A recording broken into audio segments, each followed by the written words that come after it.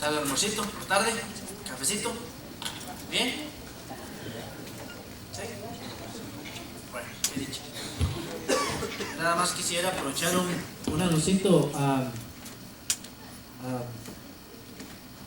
En la mañana al nuevo concilio le di un folder durante la mañana. Iba una información, quería ver si este sábado a las 4 de la tarde nos podíamos ver aquí. Yo les invito a un cafecito para empezar a trabajar la agenda. Si el nuevo concilio tiene algún problema, por favor me llaman, me dicen, congeniamos en otro momento, pero quisiera que todos estén aquí el sábado a las 4 de la tarde, de 4 a 5 y media, para empezar el trabajo del nuevo año. ¿Está bien? Yo también quiero darle gracias a Dios. Siempre aprovecho al final, por eso no me pongo de pie, porque de ahí sé que me van a dar el micrófono, entonces de fijo tengo la oportunidad de darle gracias a Dios por mi familia, por las cosas que me da. Disculpo a mi familia, no me da tiempo ir a traerla ahorita en la tarde, pero ahí están orando por nosotros y acompañándonos. Y doy gracias a Dios porque recibí noticias de mi familia allá en Costa Rica. Todos están bien, y esta semana un tío de Paula tuvo no sé, no me acuerdo cómo se llamaba, algo en el corazón. No es un infarto, pero es una no me acuerdo, ahí después digo el nombre, algo en el corazón por estrés, y pues gracias a Dios fue al hospital, todo salió bien, le hicieron los exámenes, el corazón no tiene nada, tiene que desestresarse, descansar un poco, y bueno, gracias a Dios no fue para más, nos avisaron, y la verdad es que la noticia fue: a su tío le dio un infarto. ¿Sí? Ya cuando a usted le llega esa noticia, pero no era eso, era como una exaltación ahí en el corazón, y al final pues todo salió bien. Así que yo le doy gracias a Dios porque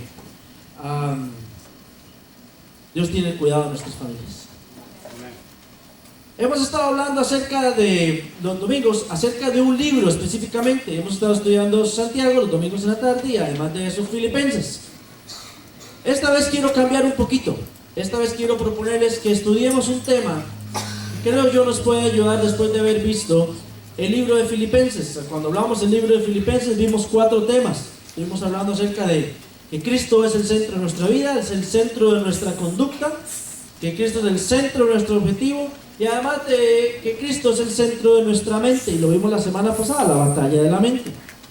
Pero estas próximas 4 semanas quisiera que estuviéramos viendo el tema acerca del Espíritu Santo, y que repasáramos algunos conceptos. ¿Sí se está oyendo? ¿Sí? Que repasáramos algunos conceptos importantes que yo creo, para como iglesia, tenemos que hacerlo. Y ahora, ¿por qué?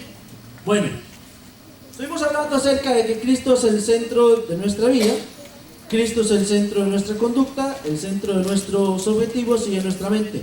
¿Cómo es posible que usted y yo podemos tener a Cristo como el centro completo de todo nuestro ser? ¿Cómo es que se logra? ¿Cómo es que se hace? La idea es que estemos hablando acerca de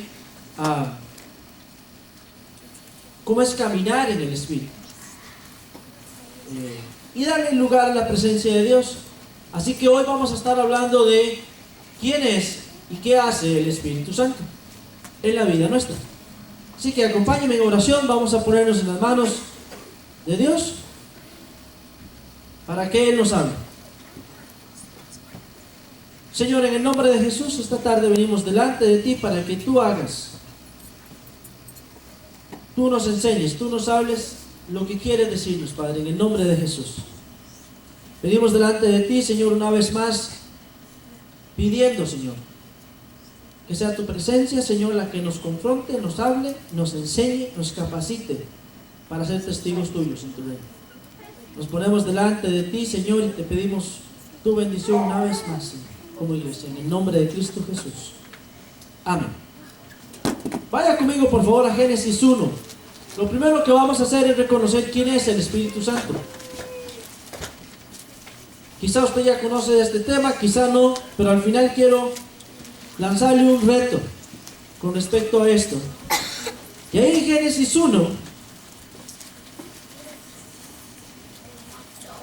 es cuando primeramente se nos habla acerca del Espíritu Santo. Génesis 1, capítulo 1, verso 1. Dice así: en el principio creó Dios los cielos y la tierra. Y en el verso 2 dice, la tierra estaba desordenada y vacía. Las tinieblas estaban sobre la faz del abismo y el Espíritu de Dios se movía sobre la faz de la tierra. De las aguas, perdón. El Espíritu Santo, esa es la primera expresión que usted y yo podemos escuchar acerca del Espíritu Santo. En el Antiguo Testamento usted y yo tenemos que reconocer que la presencia de Dios o el Espíritu Santo no estaba como lo prometieron, en el Nuevo Testamento, sino que había llegado a personas específicas, en momentos específicos, en circunstancias específicas, para propósitos específicos. Por ejemplo, si usted se va conmigo a el Éxodo capítulo 31,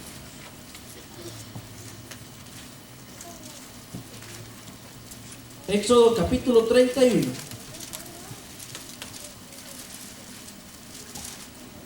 ¿Está conmigo? ¿Lo tiene? Y ahí desde el verso 3 al verso 5 dice, voy a leer desde el 2, mira, yo he llamado por su nombre a Bezalel, hijo de Uri, hijo de Ur, de la tribu de Judá, y lo he llenado del Espíritu de Dios en sabiduría y en inteligencia, en ciencia y en todo arte, para inventar diseños, para trabajar en oro, plata y bronce, para labrar piedras y enjastarlas, tallar madera y trabajar toda clase de labor. La presencia de Dios venía en momentos específicos, en circunstancias específicas, para propósitos específicos en el Antiguo Testamento. Era el Espíritu de Dios que venía sobre personas para un trabajo específico, como Bezalel. Era el que Dios había nutrido para que estuviera tallando y trabajando las piedras, el oro, a fin de suplir a la tribu con su trabajo. Si usted se acuerda también del Gedeón, a él no le dio el Espíritu Santo, dice la Biblia, que descendió sobre él, pero no le dio la habilidad de trabajar, hacer trabajos manuales, sino que le dio la habilidad de ser líder, de dirigir al pueblo, le dio la inteligencia para administrar, para dirigir, para hablar con la gente, para influenciar a la gente. También en Jueces podemos recordar a Sansón. ¿Cuál fue la habilidad que Dios le dio por medio del Espíritu? La fuerza. No le dio la habilidad de trabajar o de dirigir, sino que la habilidad de él fue la fuerza, porque tenía un propósito. Y de igual manera, Isaías, por ejemplo, ¿cuál fue el trabajo de Isaías por el cual el Espíritu Santo descendió sobre Isaías? Profetizar, contar las cosas que iban a suceder por parte de Dios. Así que en el Antiguo Testamento el Espíritu de Dios estaba sobre personas específicas, no sobre todos, en momentos específicos y para trabajos específicos, nada más. El Antiguo Testamento nos habla acerca de la presencia de Dios de esta manera. Pero vaya conmigo por favor a Juan, capítulo 14.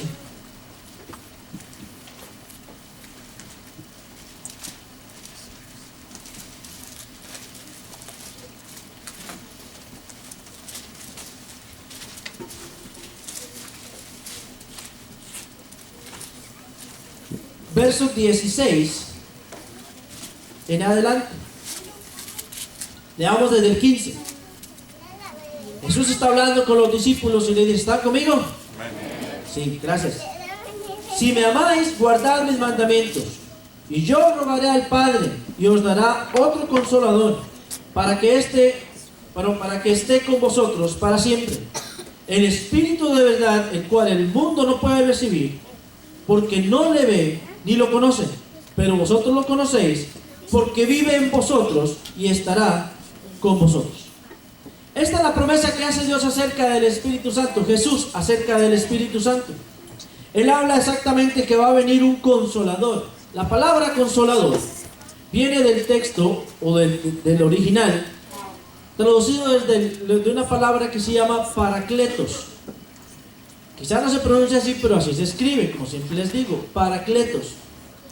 Y ustedes saben que cuando se traduce desde el original al español o a nuestro significado, puede tener no solamente una palabra para ejemplificar lo que significa, sino que puede tener una frase.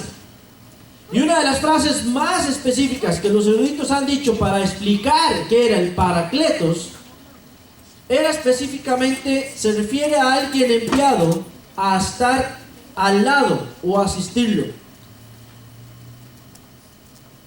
Es alguien es alguien llamado a estar presente. La palabra Paracletos lo que quería decir era que el Espíritu Santo iba a estar a la par de nosotros, al lado de nosotros, estar con nosotros.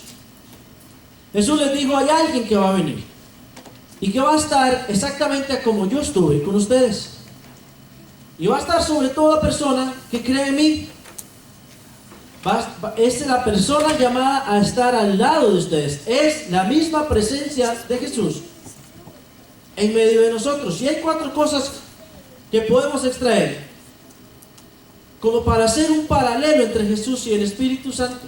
Y lo primero es que los dos son enviados por el Padre al mundo. A Jesús lo envía el Padre con un plan específico: morir por la humanidad, por el pecado. Y al Espíritu Santo lo manda precisamente a estar en la persona, lo manda al mundo para estar a aquellos que han aceptado el sacrificio de Jesús. A ambos también son llamados santos. Jesús fue santo, fue encontrado sin pecado, y el Espíritu se le llama el Espíritu Santo de Dios. El otro paralelo es que Jesús era el gran maestro, se le conocía como un gran rabí, un gran enseñador. Pero el Paracletos, o la presencia de Dios, dice la palabra en el verso 26 de Juan 14, que Él les iba a enseñar todas las cosas que el Padre le dijera a los discípulos, a los que estuvieran con Él. Y por último, Jesús vino a la tierra a dar testimonio del Padre. Y es exactamente lo que el Espíritu Santo habla a nuestras vidas. El Espíritu de Dios da testimonio y revelación con el trabajo específico, o especialmente con el objetivo de glorificar al Hijo. Jesús estaba hablando en este Juan 14 acerca de lo que se había hablado. Por favor, vaya conmigo a Ezequiel 36.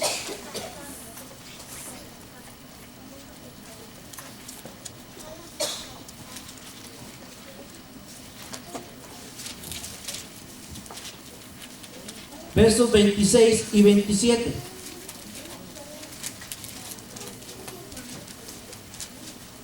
Dice, ¿está conmigo? Dice, os daré corazón nuevo y pondré un espíritu nuevo dentro de vosotros. Quitaré de vosotros el corazón de piedra y os daré un corazón de carne. Pondré dentro de vosotros mi espíritu y haré que andéis en mis estatutos y que guardéis mis preceptos y los pongáis por obra. Jesús estaba hablando acerca de lo que ya se había dicho en Isaías, en Joel, el capítulo 2, y aquí en Ezequiel específicamente. La presencia de Dios no iba a estar como en el Antiguo Testamento, en momentos específicos, para personas específicas, en lugares específicos, con propósitos específicos, sino que era prometida a todo aquel que aceptara el sacrificio de Jesús para él. Esa era la presencia de Dios. Pero bueno, hablemos de quién es específicamente el Espíritu Santo. Una de las descripciones es que el Espíritu Santo es el mismo Dios.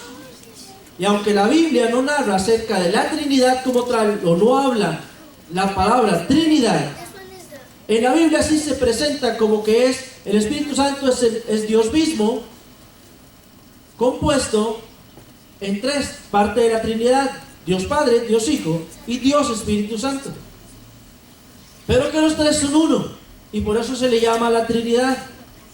Y aunque la palabra, como les digo, Trinidad, no viene en la Biblia, sí hay muchos textos en los cuales están los 3 presentes trabajando como uno solo. Por ejemplo, el pasaje que leímos de la creación, por ejemplo, la salvación, y por ejemplo en 1 de Juan, que habla que los 3 son uno. Ahora, ¿cómo es esto? Déjenme explicárselo, quizá con el ejemplo que siempre les doy a los muchachos. A ver si se acuerdan, muchachos. ¿Cuál fue el ejemplo que les di? La Trinidad es como un huevo. ¿cierto? Mi mamá es repostera, hace queques deliciosos, aunque yo no le como queque, porque en mi casa, desde chiquitico, nosotros éramos 9 en casa. Entonces, por lo menos había un queque por mes en casa. Entonces, al final ya de 5, 6, 7 años están comiendo por lo menos del mismo queque cada mes, usted queda hasta aquí.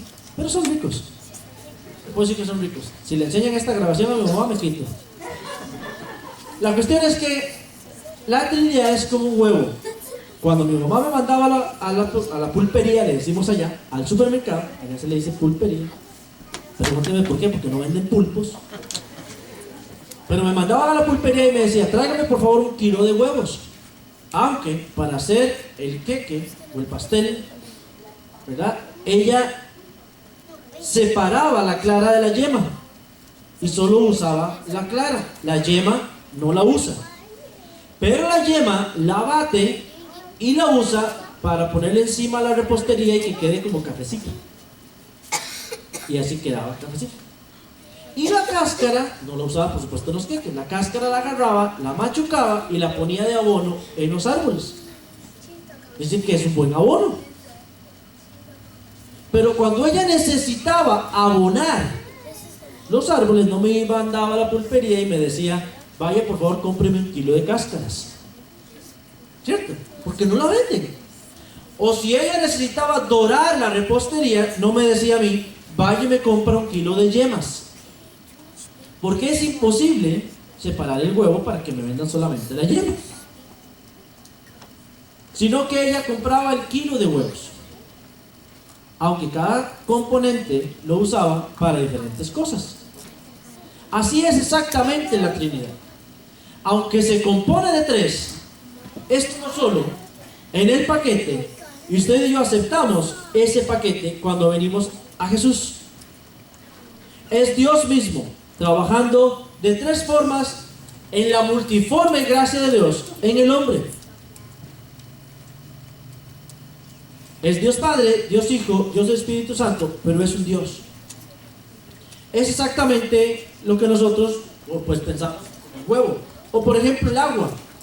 Usted puede congelar el agua, puede evaporar el agua, o puede tomarla del grifo, líquida, sólido, líquido y gas. Pero siempre sigue siendo agua. ¿Se presenta de 3 maneras? Pues sí, pero sigue siendo una, la misma, el agua. Así es la presencia de Dios. Y como Dios, el Espíritu Santo, tiene atributos, por ejemplo, Él es omnipresente, Él es eterno, Él es la verdad, Él es omnisciente, todo lo sabe. Tiene atributos específicos como Dios, pero al mismo tiempo la Biblia nos narra que Él también es una persona común y corriente. No es algo místico como a veces lo describen la gente, como un fantasma, algo tenebroso, algo. De hecho leí un libro, no sé si ustedes lo han leído, se llama La cabaña, de un hombre que se le muere la niña y no sé qué. Él tiene, el hombre va y se va a la montaña a pasar un tiempo de descanso porque él está muy estresado y ahí tiene un encuentro con el Señor. Pero él habla de las 3 personas de la Trinidad. El cocinero es Dios en el hotel, el jardinero es el Espíritu Santo y el carpintero es Jesús. Y él, durante están las vacaciones, convive con los 3 y tiene sus experiencias ahí. Pero él habla acerca de que el Espíritu Santo no tenía pies y entonces caminaba así en la... Bueno, yo no sé cómo alguien se atreve a describir algo así tan... Pero el Espíritu Santo es una persona normal y corriente. Lo habla la Biblia. Tiene atributos de persona. No es una fuerza mística, un fantasma o algo que se pasea por los aires como algunos predicadores dicen. Simplemente es Dios presente en el hombre. Lo primero que dice es que tiene atributos, por ejemplo, como el intelecto. Vaya conmigo a Romanos 8:27.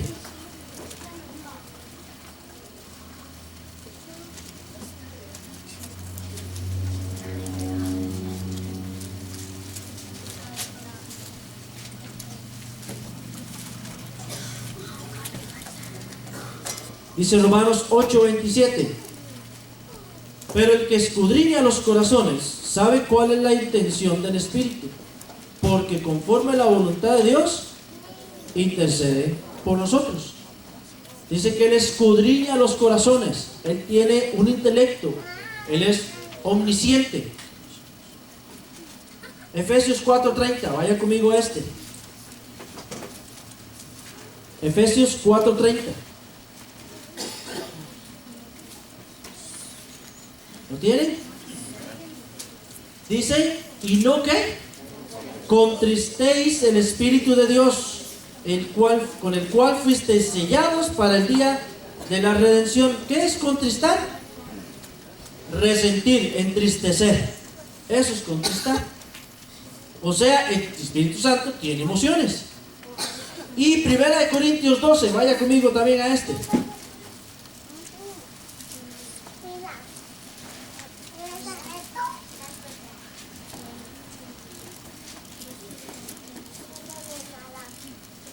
Primera de Corintios 12, versos del 7 al 11, ¿lo tienen? Dice así, pero a cada uno les es dada la manifestación del Espíritu para el bien de todos. A uno les es dado por el Espíritu la palabra de sabiduría, a otro palabra de conocimiento según el mismo Espíritu, a otro fe por el mismo Espíritu, y a otro dones de sanidades por el mismo Espíritu, a otro el hacer milagros, y a otro profecía, a otro discernimiento de espíritus, y a otro diversos géneros de lenguas, y a otro interpretación de lenguas. Pero todas estas cosas las hace uno, el mismo Espíritu, repartiendo a cada uno en particular como Él quiere. Al final, ¿qué dice? ¿Cómo qué? Él tiene voluntad. La palabra de Dios nos dice que Él escoge a quién le da qué en cuanto al diverso don. ¿Qué tendrá? Él tiene la voluntad de escoger cuál don usted y yo vamos a desarrollar como hijos de Dios para el reino. Y así podríamos hablar de muchas cosas que Él tiene también como atributos de persona. Entonces Él es Dios, nos narra la Biblia, pero al mismo tiempo nos enseña que Él tiene atributos de persona. Ahora, ¿qué hace el Espíritu Santo en el no creyente? En el que no es hijo de Dios. Volvamos a Juan 16, por favor. Y ahí los voy a dejar ver.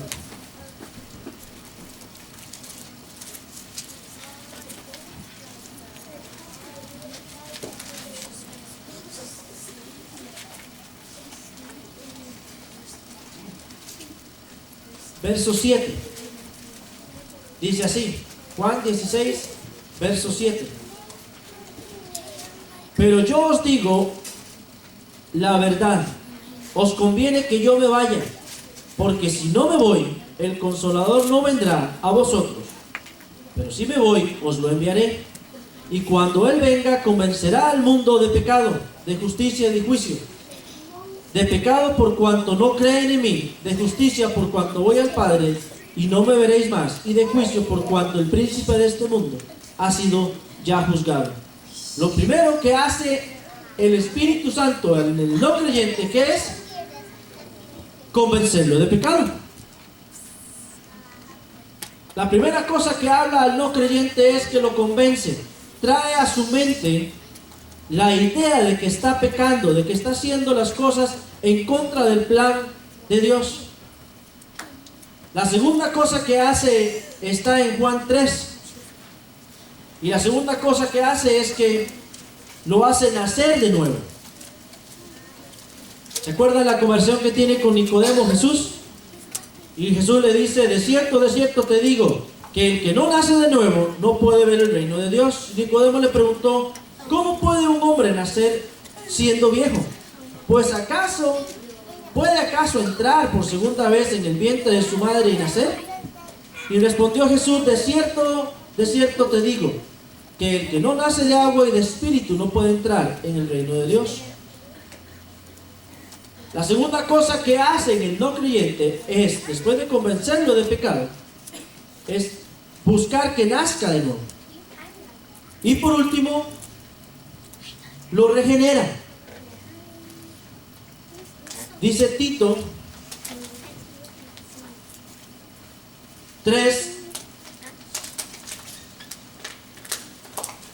versos 5 y 6.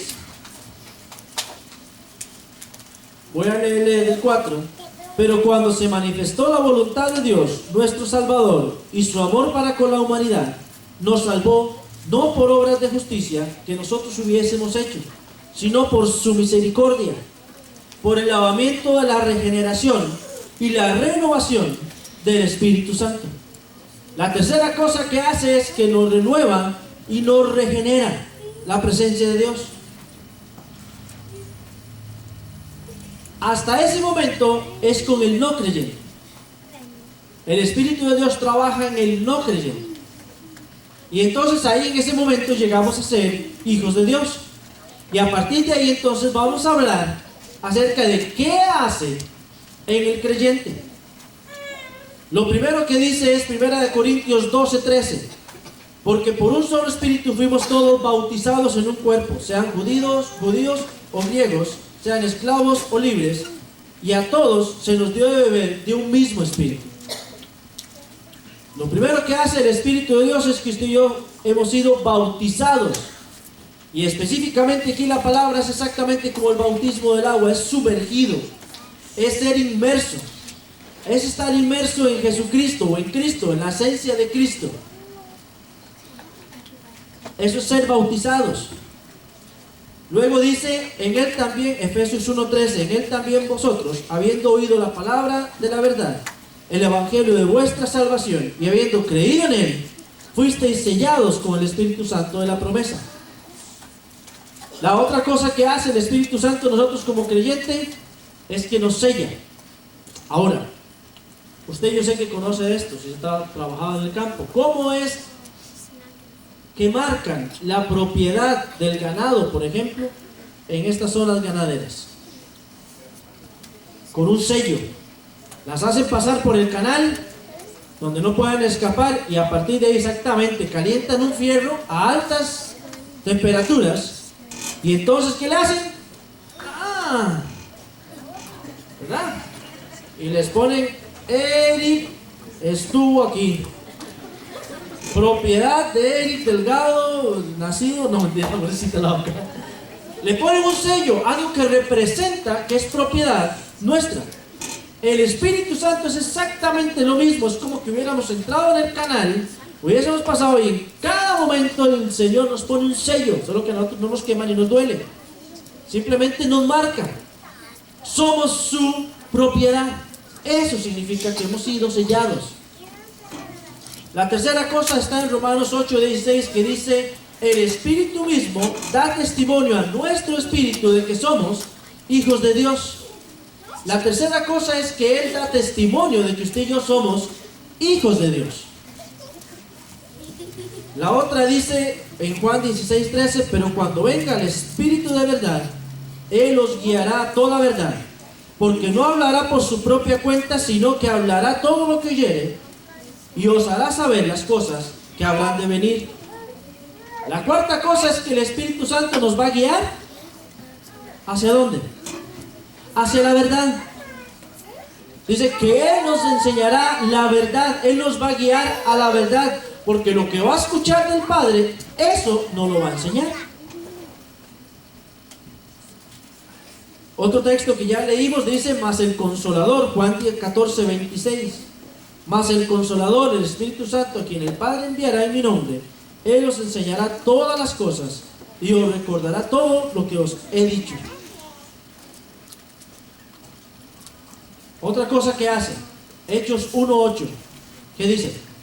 Y recibiréis poder cuando haya venido sobre vosotros el Espíritu Santo, y me seréis testigos en Jerusalén, Judea y Samaria, hasta lo último de la tierra. La otra cosa que hace el Espíritu Santo es que nos hace testigos. Nos da la oportunidad de que usted y yo hablemos a otros con nuestra vida, con nuestra boca, acerca del plan de Dios para sus vidas.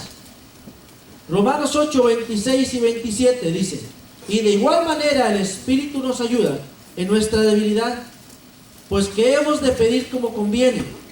No lo hacemos, pero el Espíritu mismo intercede por nosotros con gemidos indecibles. Mas el que escudriña los corazones sabe cuál es la intención del Espíritu, porque conforme a la voluntad de Dios intercede por los santos. La otra cosa que el Espíritu Santo, el Espíritu Santo hace en nosotros, ¿qué es? Interceder por nosotros al Padre y nos ayuda a orar cuando no sabemos qué decir. El Espíritu de Dios está en nosotros y nos ayuda a interceder.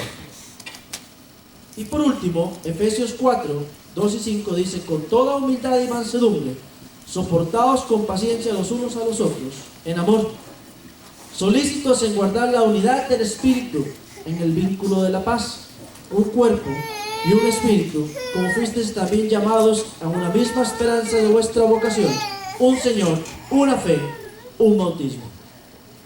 El Espíritu Santo nos ayuda a permanecer unidos. El Espíritu Santo nos mantiene abrazados como hermanos, amándonos, solícitos en guardar la unidad, el vínculo de paz en un mismo cuerpo. Todas estas cosas y muchas otras cosas más, el Espíritu Santo las hace en nosotros. Algunos pueden estar escuchando esto como nuevo, algunos ya habrán escuchado esto bastantes veces. Pero ahorita al final le voy a decir por qué es que estamos entrando a este tema. La otra parte que les quiero contar acerca del Espíritu Santo es a qué ha sido llamado el creyente con respecto al Espíritu de Dios. Y la primera cosa es, o está en Efesios 5, 18. Vaya conmigo para que leamos juntos esto.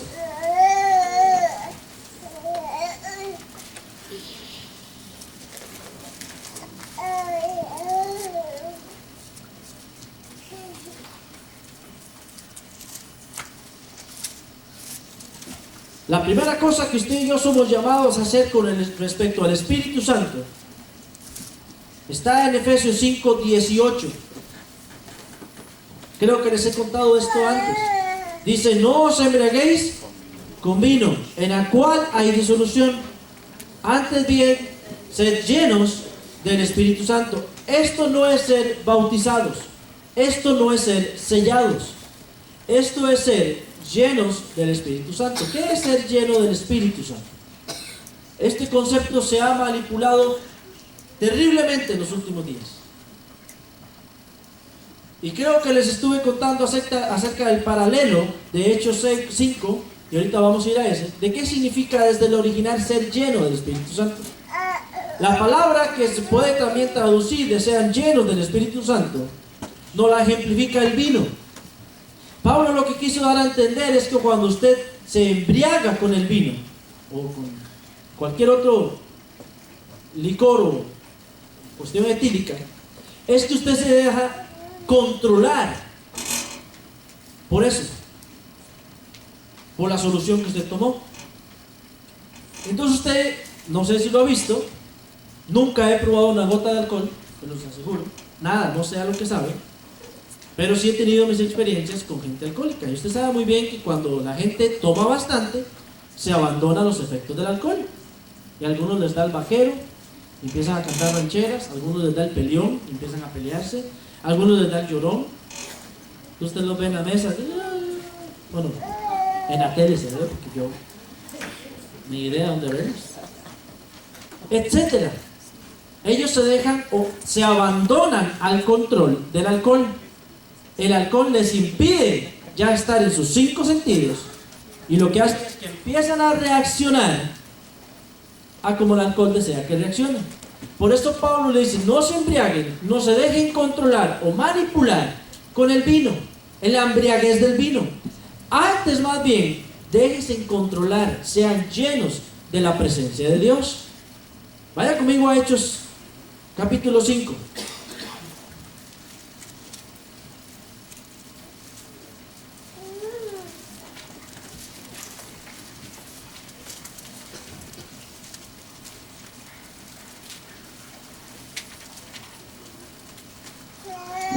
Capítulo 5, verso 1 dice, ¿lo tiene? Pero cierto hombre llamado Ananías, con Zafira su mujer, vendió su heredad y sustrajo parte del precio, sabiéndolo también su mujer. Luego llevó solo el resto y lo puso a los pies de los apóstoles.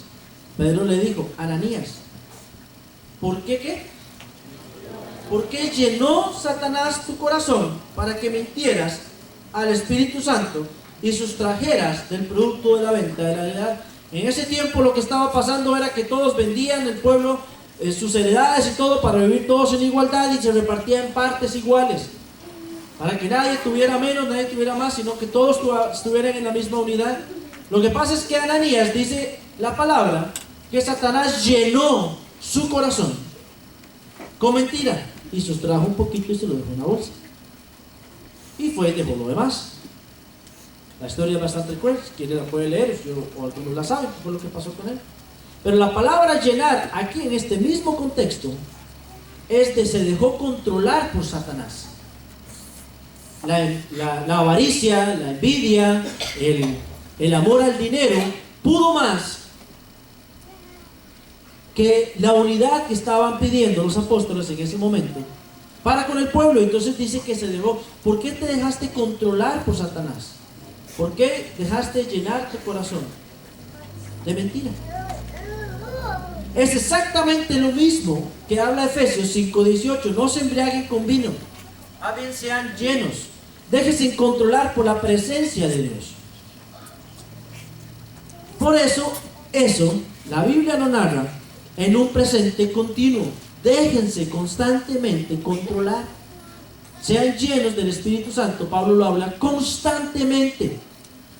Porque no es una vez en la cual yo debo controlar mi voluntad, mi vida, delante de Dios, por medio de su Espíritu, sino que es siempre, de continuo. Déjese controlar de la presencia de Dios. Ceder el control por completo significa confesar nuestros pecados.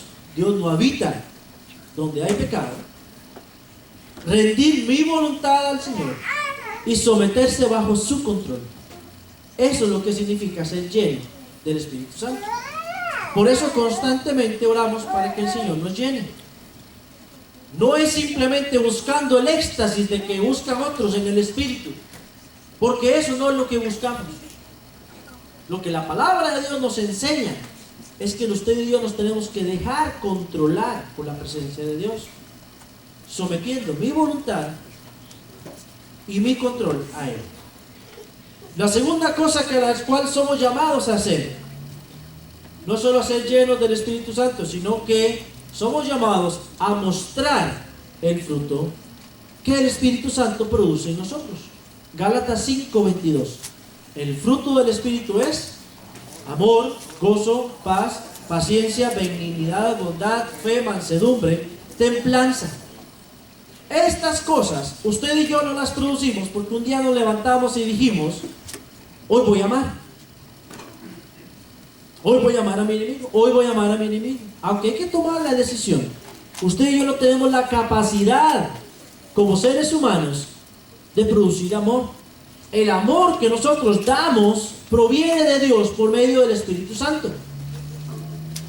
Por eso es que hablamos que el fruto o el regalo que da el Espíritu Santo al creyente es este: amor, gozo, paz, paciencia, bondad, fe, mansedumbre, templanza.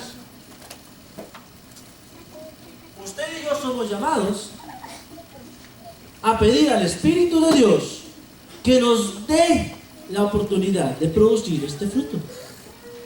Por eso es que sometemos nuestro control a Él. Y por último, las cosas que hace Él, las cuales somos llamados a mostrar por medio del Espíritu, es que nos da dones, regalos, habilidades, talentos, en medio de todos nosotros, por lo menos uno, para ponerlo al servicio de nosotros, nuestros hermanos. A algunos les da la capacidad de administrar, cosa que algunos nosotros no tenemos.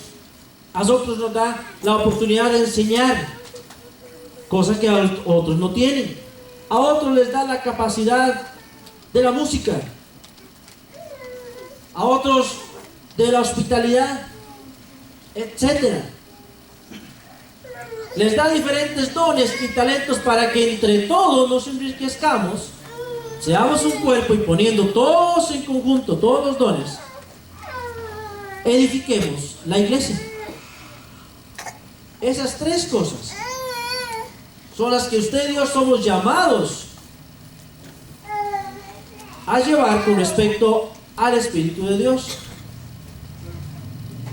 Ahora, viendo todas estas cosas, algunas que usted tal vez conocía o tal vez no conocía, ¿por qué venir a conversar estas semanas acerca del Espíritu Santo?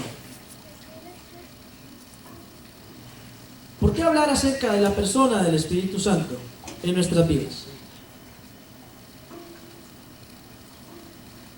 Creo que la primera razón, que le voy a dar dos, creo que la primera razón es muy obvia. El Espíritu Santo no es cualquier cosa en nosotros. Es parte vital e importante de toda nuestra vida como creyentes. La Biblia es muy clara que usted y yo debemos someter nuestra vida a su guianza, a su voluntad. Es imposible todo lo que leímos acerca de Filipenses, de que Cristo es nuestro centro, el centro de nuestra vida, el centro de nuestra mente, el centro de nuestras acciones, el centro de nuestra voluntad. Si usted y yo nos sometemos nuestra vida primeramente al Espíritu de Dios para que nos hable, nos guíe, haga todas estas cosas que hemos estado hablando en nosotros. ¿Por qué? Porque Él es la misma presencia de Dios en nuestra vida.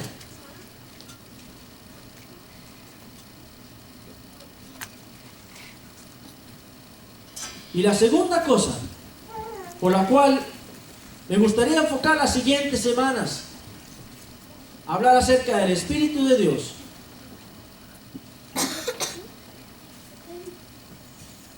es porque es un tema que se ha tergiversado mucho y lastimosamente para mal. Primera de Corintios 6, 19 y 20. Vaya conmigo.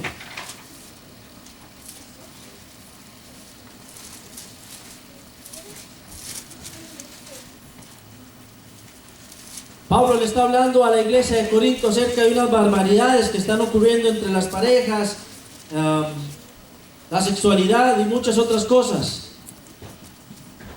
Y en el verso 19 dice: ¿o ignoráis que vuestro cuerpo es templo del Espíritu Santo, el cual está en vosotros, el cual habéis recibido de Dios, y que no sois vuestros? Pues habéis sido comprados por precio. Glorificad pues a Dios en vuestro cuerpo y en vuestro espíritu, los cuales son de Dios. Déjeme explicarle esto con una historia. Con esto voy a ir terminando. Un hombre iba en un avión. Su vuelo ya salía. Él entra muy rápido, se sienta. Él es creyente. Él lleva años en la iglesia, pero tenía un viaje de negocios, porque su vida es de negocios. Entonces él va corriendo, se sienta. No se da cuenta quién está a la par en el sillón. Simplemente llega, se sienta porque iba rápido. Ya lo rentaron, puso su maleta. Ya está tranquilo. En la tranquilidad ya que uno tiene de estar ya sentado en el avión y que nadie lo está presionando, que sabe que en una hora le van a dar comidita y alguna soda o algo así, ¿verdad? Él se queda tranquilo. De pronto otro se empieza a percatar que a la par de él hay otro hombre. El avión empieza a despegar, el avión empieza ya a tomar altura, se llega a estabilizar, y en todo ese trajín el hombre le empieza a hablar. Hola, ¿qué tal? Empiezan a conocerse.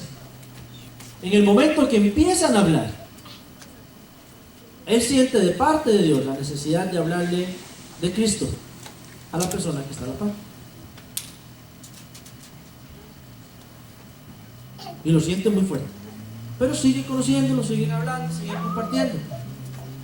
Y él hace caso omiso a lo que está sintiendo de parte del Espíritu de Dios. Primera de Tesalonicenses 5:19 dice, es un verso muy pequeño: no apaguéis el espíritu. Apagar el espíritu es exactamente lo que estaba haciendo este hombre ahí a la par. No estaba haciendo la voluntad de lo que el Espíritu Santo le pedía que hiciese, por miedo, por temor, porque no sabe cómo, por cómo sea. Pero él lo sentía muy profundo ahí en su corazón. Pero él apagó el Espíritu Santo.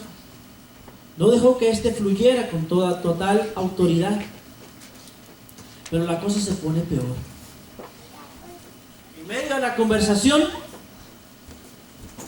el otro se pone un poco grosero y empiezan a contar chistes colorados. ¿Está bien decir colorados? Pasados de tono, pasados de doble sentido. Y entonces él empieza a escucharlos, empieza a participar de ellos, se empieza a reír y hasta se le sale uno que otro también para contar. Efesios 4:30. No contristéis al Espíritu. Eso es lo que hizo él. Además de que lo ignoró, apagando el Espíritu, lo entristeció. Porque no fue luz, sino que más bien se puso del otro lado, siendo como uno no creyente, y entristece al Espíritu. Lastimosamente en nuestros días hay personas así, que manipulan, que tratan de hacer para allá y para acá, y que lo único que están haciendo es o apagando el Espíritu o contristándolo de lo que le está diciendo que haga. La palabra es muy clara. El Espíritu de Dios nos pide que hagamos, nos guía, es el que nos habla cuál es la voluntad de Dios para nuestras vidas. Y usted y yo podemos apagarlo, contristarlo, o podemos obedecerlo. En esto hay una ventaja, es que podemos pedir perdón y empezar a ponerle atención al Espíritu de Dios, no como el mundo ahorita lo conoce, sino como verdaderamente la palabra de Dios nos dice que lo hagamos. Por favor, póngase de pie para terminar conmigo en oración. La próxima semana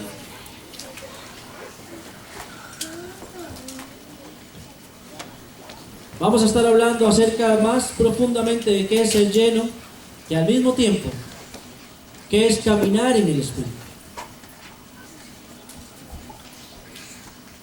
Y lo que creo que Dios nos quiere mover un poquito es hablar acerca de nuestro carácter como creyentes. Pero yo creo que hoy nos está llamando a hacer una pregunta muy clara. ¿Qué estamos haciendo con la presencia de Dios en nuestras vidas? ¿Estamos apagando? ¿La estamos entristeciendo con nuestros actos? ¿O simplemente la estamos dejando fluir?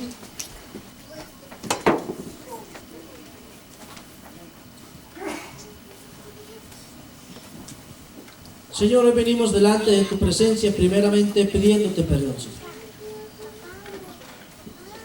Ahí donde usted está, hable con el Señor y pídale perdón si usted en algún momento ha apagado o ha entristecido la presencia de Dios en su vida. No le ha dado el lugar que ella merece.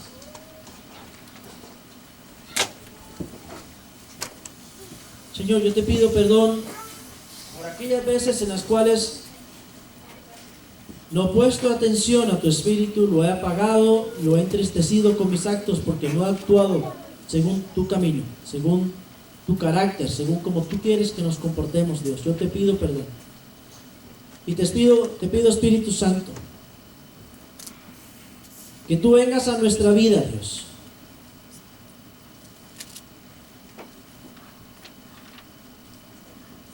Restableciendo la oportunidad, Dios, de que tu Espíritu sea el que nos hable, nos guíe, nos confronte, nos hable la verdad, Dios, nos haga hablar siendo testigos tuyos, Señor. Guíanos, Espíritu Santo.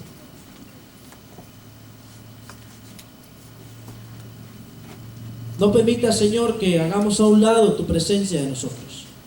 Es tu presencia misma, Señor. Es el regalo tuyo a nosotros, Señor. Permite que podamos atesorar esto inteligentemente, Señor. Que demos el valor que merecemos. Perdónanos y ayúdanos, Señor, a tener un oído muy fino, Señor, para escuchar lo que tú nos quieres decir. Espíritu de Dios, ven a nuestra vida esta mañana, esta tarde, y llénanos con tu presencia.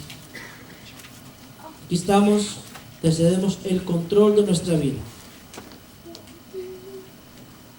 Cristo sea el centro de nuestra vida, el centro de nuestra mente, de nuestros objetivos, de nuestro corazón, de nuestros actos, de nuestras palabras, por medio de tu Espíritu Santo. En el nombre de Jesús, Señor. Acompáñanos a nuestras casas, Padre Celestial.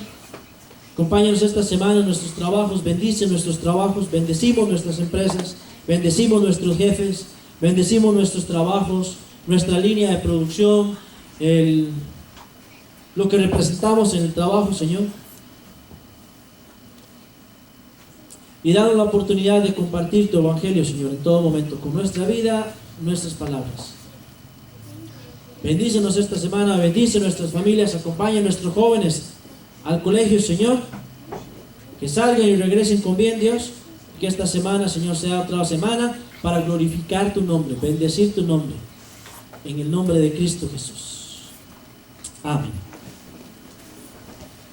Que Dios me los bendiga. Que pasen linda semana. Genial.